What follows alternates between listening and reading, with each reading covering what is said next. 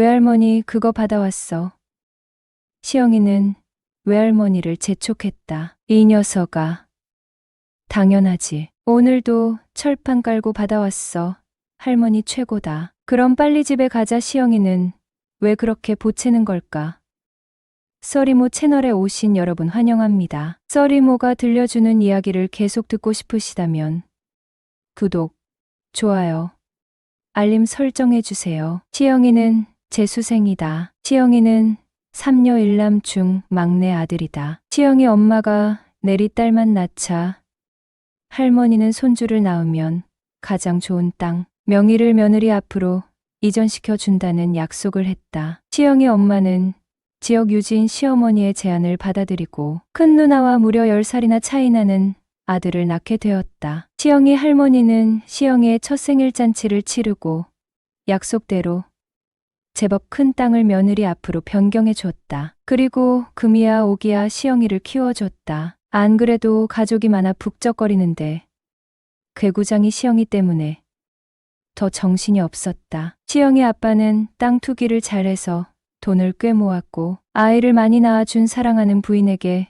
돈을 다 갖다 줬다. 그 돈은 제법 큰 금액이었다. 등잔 밑이 어둡다는 말이 여기서 비롯된 것인가? 시영이 엄마는 시영이를 낳고 얼마 되지 않아 고등학교 동창과 넘지 말아야 할 선을 넘었다. 그리고 수중에 있던 돈을 동창에게 퍼주고 집을 나가버렸다. 그 충격으로 시영이 아빠는 몸져 눕게 되었고 2년간 말도 제대로 하지 못한 채 세상을 떠나고 말았다. 시영이 할머니는 시영이 남매를 맡아 키우다가 중풍에 걸리고 말았다. 시영이 엄마의 외도로 인해 모든 가족들에게 짙은 그림자가 드리워졌다. 시영이의 작은 아버지는 몸이 안 좋으신 할머니를 모시고 가게 되었고 시영이는 외가에 가서 자라게 되었다. 그들의 불행은 여기서 끝이 아니었다. 시영이 외할머니도 췌장암으로 시영이를 맞게 된 지 5개월 만에 돌아가시게 되었다. 다행이라고 할 것은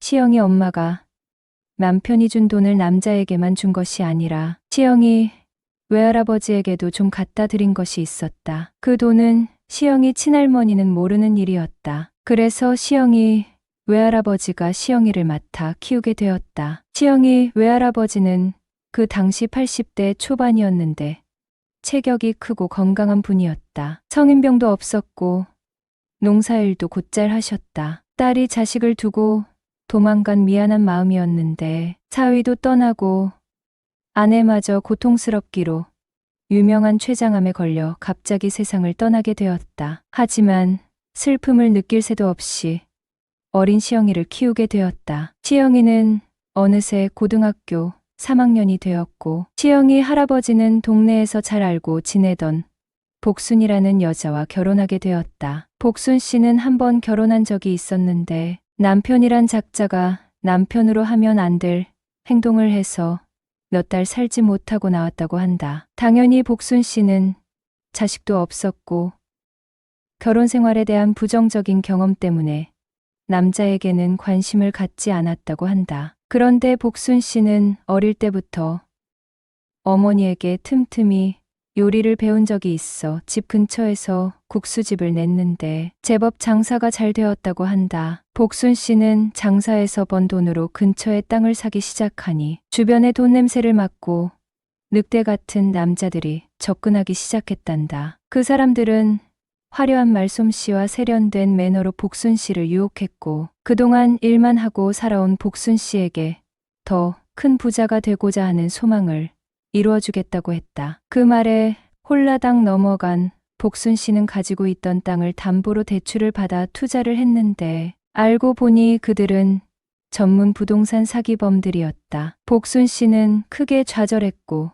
그러던 와중에 시영이 외할아버와 연이 닿았던 것이다. 빈털터리가 된 복순 씨는 시영이 외할아버지와 선을 보게 되었단다. 시영이 외할아버지는 미성년자인 외손주가 한 명 있는데 그 아이를 잘 거둬주면 집 명의도 곡순 씨 앞으로 해주겠다는 약속을 믿고 시영이 외할아버지와 혼인신고를 했다. 복순 씨는 시영이를 잘 거둬줬다. 음식점을 운영한 경력이 오래됐기 때문에 어떤 요리든 잘했다. 시영이도 시영이 외할아버지도 복순 씨가 해주는 밥을 먹으면 한 그릇으로 끝내지 않았다. 어릴 적부터 엄마 정을 모르고 자란 시영이에게 따뜻한 밥을 해먹이고 싶다는 일념하에 정성껏 밥을 지어줬다. 복순 씨는 60대 후반이었다. 읍내에서 음식 장사를 하면서 돈을 제법 벌어봤고 고된 일을 하면서도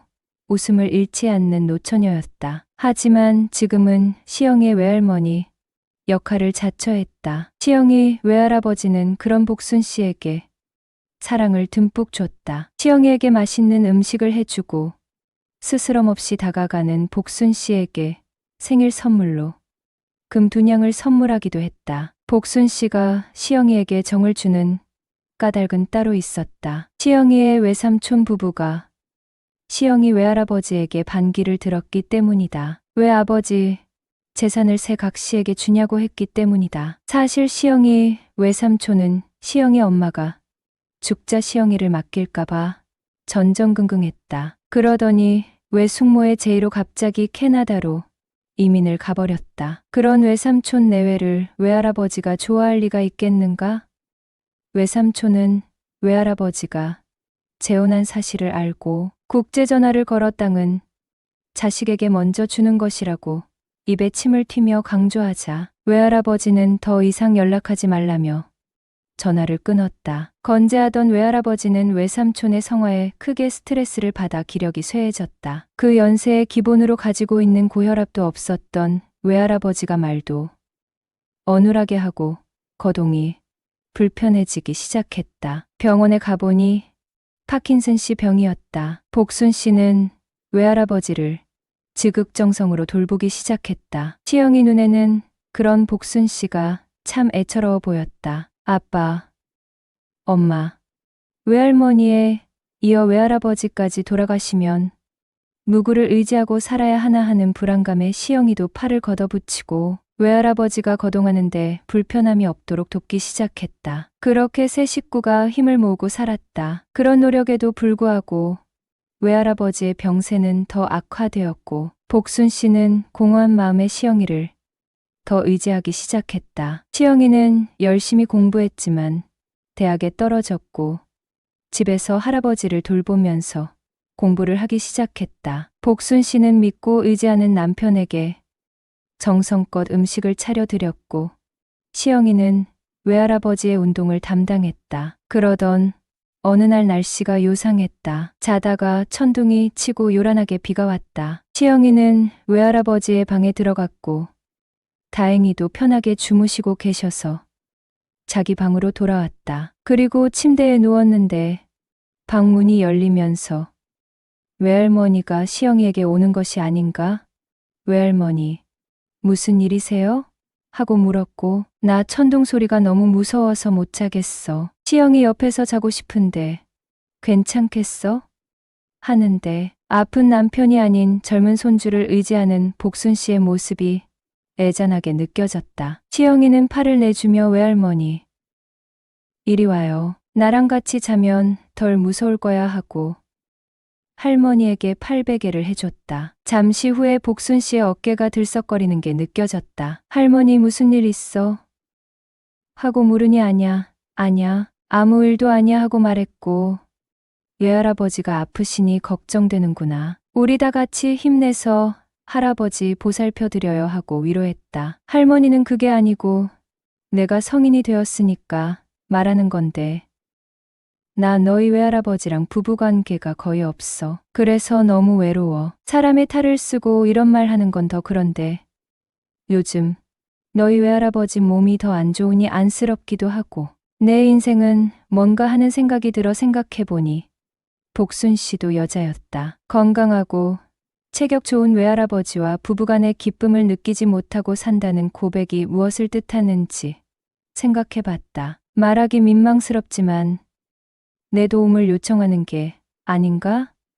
나는 복순 씨의 뜻을 이뤄줬다. 복순 씨는 고맙다고 하며 엉엉 울었다. 그런 할머니를 외롭게 하지 말아야겠다는 생각이 들었다. 복순 씨는 그날 이후로 외할아버지가 깊게 잠든 모습을 확인한 후에 내 방으로 들어와 수줍게 웃었다. 우리는 점점 잘 맞아 들어갔다. 복순 씨는 아이를 낳은 경험도 없고 나이에 비해 뱃살도 없었다. 딱 보기 좋은 몸매를 가지고 있었다. 우리는 외할아버지에게 미안한 마음이 들었지만 시작된 관계를 끝낼 생각이 없었다. 거의 매일 일을 치르다 보니 서로 간절해졌다. 지금 생각해보니 복순 씨가 수줍게 들고 오던 것이 있었다. 복순 씨는 매달 읍내 병원에서 호르몬 주사를 맞았다. 폐경기가 되면서 병원을 찾게 되었다고 한다. 그리고 생각해보니 할머니가 받아온 어떤 물건 때문에 전보다 더 수월하게 일을 치를 수 있었다. 할머니도 너무 만족해했고 시영이도 꽤 만족스러워했다. 시영이는 손주를 의지하는 어여쁜 복순 씨를 외롭게 두지 않으리라 다짐했다.